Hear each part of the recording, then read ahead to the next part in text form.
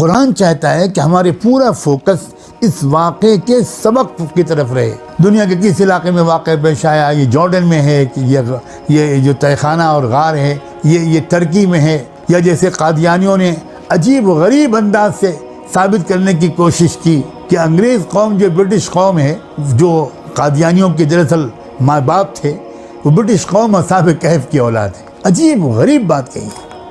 ان قادیانیوں کو لوگ بہت پڑھا لکھا سمجھتے ہیں. قرآن کو جس طرح تحریف کی ہے انہوں نے, حیرت ہوتی ہے جیسے بچوں کے سامنے بات کر رہے ہیں. سمندر کے کنارے ایک شہر ہے کیپ, وہ کہتے ہیں یہ کیپ جو ہے یہی تو کہف ہے, اور یہ اس لیے اس شہر کا نا یہاں پڑا کہ یہ اصحاب الکہف کا علاقہ تھا. بہرحال ہمیں اس سے کوئی دلچسپی نہیں ہے, کم سے کم مجھے, کہ بھئی وہ اصحاب کہف کہاں پر واقعہ پیش آیا. یہ قرآن ہم کو اس سے منع کرتا ہے, اور میں ان علماء کے ذوق کی تائید کرتا ہوں. اور میری حیثیت کیا ہے کہ میں تائید کروں؟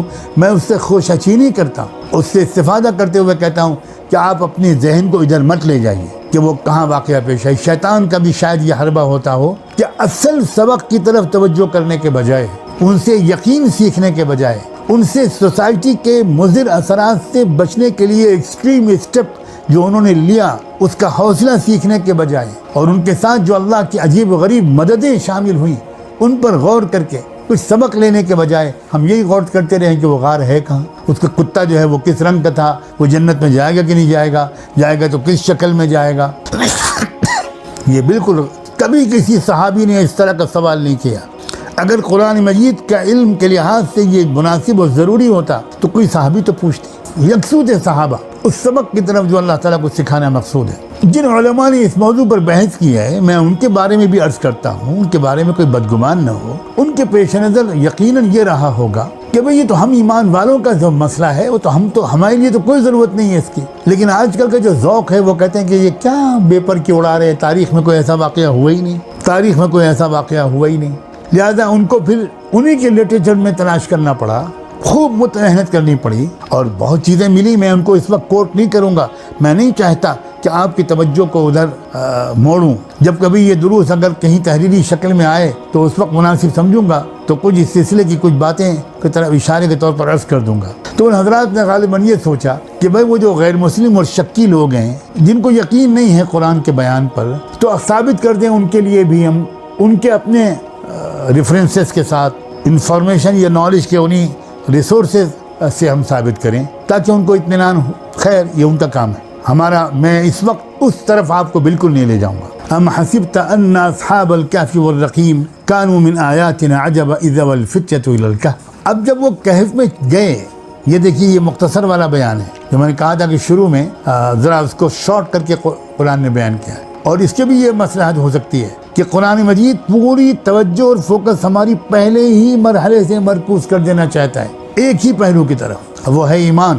اذا والفتیۃ الی الکہف فقالوا ربنا.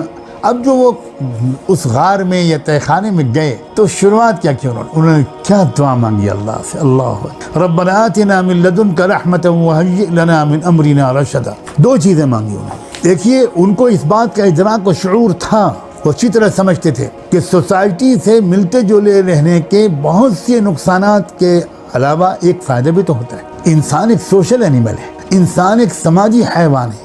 اگر وہ بالکل سب سے ہٹ کر رہے گا تو اس کی ثقافت کمزور ہو جائے گی, عقلی اعتبار سے وہ کمزور ہو جائے گا. ورنہ آدمی روزانہ جو لین دین ہوتا ہے, مختلف تجربات سے انسان گزرتا ہے, مختلف ایونٹس کا وہ گواہ بنتا ہے یا ان کا حصہ بنتا ہے, تو اس سے بہت کچھ سیکھتا ہے. اب جب وہ بالکل اپنے آپ کو گوشے میں ڈال دیں گے تو ان کو احساس تھا کہ ہماری عقلی ترقی کہیں رک نہ جائے, اور ہم کو اس لحاظ سے کہیں ہم بالکل ایک دم پسماندہ اور بیکورڈ نہ ہو جائیں.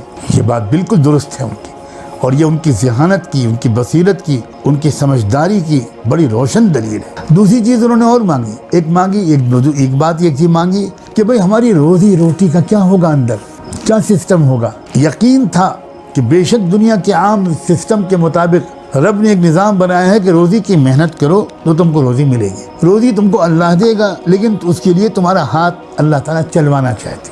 اب یہاں جب ہم تہہ خانے میں چھپ جائیں گے تو باہر نکلنے کا مطلب تو خودکشی ہے. شاید ان کو اندازہ ہو کہ بادشاہ چند دن انتظار کرنے کے بعد ان کو بلوائے گا, نہیں ملیں گے تو تلاش کروائے گا, تو وہ تو جیسے ہی باہر نکلیں گے پکڑے جائیں گے. اور انہوں نے آگے چل کے جو تفصیلی حصہ اس میں کہا بھی کہ انہم یظہروا علیکم یرجموکم، تو ان کو باہر نکلنا بھی نہیں ہے، پھر ان کی روزی کا کیا ہوگا؟ یہاں پر آ کر انہوں نے کہا کہ اللہ ہم جو کر سکتے ہیں وہ ہم نے کر لیا، اب آپ جو کر سکتے ہیں وہ اب آپ کر دیں، یعنی اپنے غیبی خزانے سے ہماری روزی کا انتظام فرما دیجیے۔ آتنا من لدنک رحمتا، لدن کا جو غیر سببی نظام سے، غیبی نظام سے جو اللہ تعالیٰ کی طرف سے کوئی نعمت کسی کو ملتی ہے، اس کو میں پہلے بیان کر چکا ہوں کہ لدنی کہا جاتا ہے۔ علم ملے تو وہ علم لدنی ہے، رزق ملے تو رزق لدنی ہے، جیسے حضرت مریم کو ملا۔ تو اس غیبی راستے سے جو آپ کبھی کبھی استعمال کرتے ہیں، اے رب کریم ہم محتاج بندے آپ سے، اس غیبی راستے سے روزی کا سوال کرتے ہیں۔ تو دو چیزیں مانگی انہوں نے، دین بھی مانگا، دنیا بھی مانگی، یعنی رشد و ہدایت۔ رشد، حی لنا من امرنا رشدا، یہ جو عربی زبان کا رشد لفظ ہے، میں اس کے لیے ایک لفظ اردو میں نہیں ڈھونڈ پا رہا ہوں۔ یعنی انسان جب انتہائی سمجھدار ہو تو اس کو کہتے ہیں رجل الرشید۔ لڑکیوں کے بارے میں قرآن مجید نے کہا کہ جب وہ بچیاں سن بلوغ کو پہنچ جائیں اور رشد بھی ان کو مل جائے، یعنی وہ گھر کی امور خانہ داری کو سمجھ جائیں کہ گھر کو کیسے چلایا جاتا ہے، تب نکاح کرو ان کا۔ تو رشد جو ہے یہ ایک میچورٹی وہ کہتے ہیں۔ تو ان لوگوں نے اللہ تعالیٰ سے انٹلیکچوئل میچورٹی بھی مانگی اور روزی بھی مانگی، اور یہی دو چیزیں جس کو مل گئیں، یوں سمجھیے کہ اس کو ہدایت بھی مل گئی اور برکت بھی مل گئی، دین بھی مل گیا، دنیا بھی مل گئی۔ اور ان دونوں چیزوں کو ٹوٹ کر مانگنا چاہیے ہم کو اور آپ کو۔ ہمیں اپنی ضرورتوں تک کا پتہ نہیں کہ ہمیں اپنے اللہ سے مانگیں کیا، کس قدر روحانی اعتبار سے ہم لوگ کھوکھلے اور بے حس ہو چکے۔ اللہ اکبر کبیرا۔ وَضَرَبْنَا عَلَىٰ آذَانِهِمْ فِي الْكَهْفِ سِنِينَ عَدَدًا، اور پھر آگے اللہ نے فرمایا اور ہم نے پھر اس تہہ خانے میں ان کے کانوں پر تھپکیاں دے دی، ان کے کانوں پہ تھپک دیا۔ عجیب و غریب لفظ بولا، ضربنا علی آذانہم فی الکہف سنین عددا، بہت سال تک بہت سال تک ہم نے ان کو ان کے کانوں پر ہم تھپکتے رہے۔ کیا مطلب؟ یعنی ایک بات تو یہ کہی جاتی ہے اور بالکل ممکن ہے کہ ان خاص قسم کی نیند ان پر طاری کر دی، اور ایک بات، ایک تشریح اس کی اور بھی کی جاتی ہے، وَضَرَبْنَا عَلَىٰ آذَانِهِمْ فِي الْكَهْفِ سِنِينَ عَدَدًا، اس کی تشریح یہ کی جاتی ہے کہ دنیا بھر کی خبروں سے ہم نے ان کو بالکل بے خبر کر، ہم نے ان کے کانوں تک کوئی خبر پہنچنے ہی نہیں دی۔ وَضَرَبْنَا عَلَىٰ آذَانِهِمْ فِي الْكَهْفِ سِنِينَ عَدَدًا، ہمارے بعض علماء جنہوں نے سورہ کہف پر خاص طور پر غور کیا ہے، انہوں نے اس آیت سے خاص اشارہ مراد لیا ہے۔ دیکھیے، بگڑی ہوئی سوسائٹی سے صرف آدمی جسمانی طور پر الگ ہو جائے لیکن ہر وقت اس سے جڑا رہے، ہر وقت وہیں کی خبریں، وہیں کے تذکرے، وہیں کا جھوٹ، وہیں کی خرافات، اسی میں لگا رہے، تو جسمانی طور پر اگر کوئی الگ رہے گا بھی تو اس کی الگ رہنے سے کوئی فائدہ اس کو روحانی طور پر نہیں پہنچے گا۔ صرف فزیکل آئسولیشن کافی نہیں ہے روحانی ترقی کے لیے اور حفاظت کے لیے، وہاں کے چرچے، وہاں کے تذکرے، وہاں کی خبریں، وہاں کی یادیں، یہ بھی بالکل ان سے بھی انسان منقطع ہو جائے۔ اب اس دور میں، جس دور میں ایسی باتیں عام ہو گئی ہیں کہ جو باتیں انتہائی مضر اور نقصان دہ ہیں، ان کو ہم میں سے اکثر لوگ مفید اور ضروری قرار دینے لگے۔ ارے میں آپ کو ویل انفارم رہنا چاہیے، کنیکٹڈ رہنا چاہیے سوسائٹی سے۔ ہر وقت آدمی خبریں دیکھتا رہتا ہے، ہر وقت واٹس ایپ پر لگا رہتا ہے، ہر وقت سوشل میڈیا پہ لگا رہتا ہے۔ وہ اگر مسجد میں بیٹھا ہے، اعتکاف میں بیٹھا ہے، کہیں بیٹھا ہے اور وہ کوارنٹائن کر رہا ہے، وہ آئسولیشن میں ہے، وہ لاک ڈاؤن میں ہے، مگر وہ پوری طرح پوری دنیا کی خبروں پر لگا ہوا ہے، تو کیا فائدہ ہوگا اس خلوت کا؟ تو ایسا لگتا ہے کہ اللہ تعالیٰ نے یہ اشارہ فرمایا ان کے بارے میں یہ بیان کر کے کہ ہم نے ان کو کچھ مدت تک، کئی سال تک، سنین عددا، بالکل بے خبر، بے تعلق کر دیا سوسائٹی سے، یعنی ان کے کان بالکل بند ہو گئے، کوئی خبر نہیں۔ اور جن لوگوں کو تجربہ ہے، میں اب ایک بات جسارت کے ساتھ کہتا ہوں، جن لوگوں کو تجربہ ہے کچھ ایسی مدت گزارنے کا جس میں وہ صرف اپنی روحانی ترقی، اصلاح، تزکیے میں لگے ہوئے ہوں، دن رات اپنے عیبوں سے نکل کر اچھی صفات اپنے اندر لانے کے لیے پوری ٹوٹل کنسنٹریشن کے ساتھ کام اسی ماحول میں پڑ گئے ہوں جا کر، اور کچھ دن کے لیے انہوں نے اپنے آپ کو بالکل دنیا سے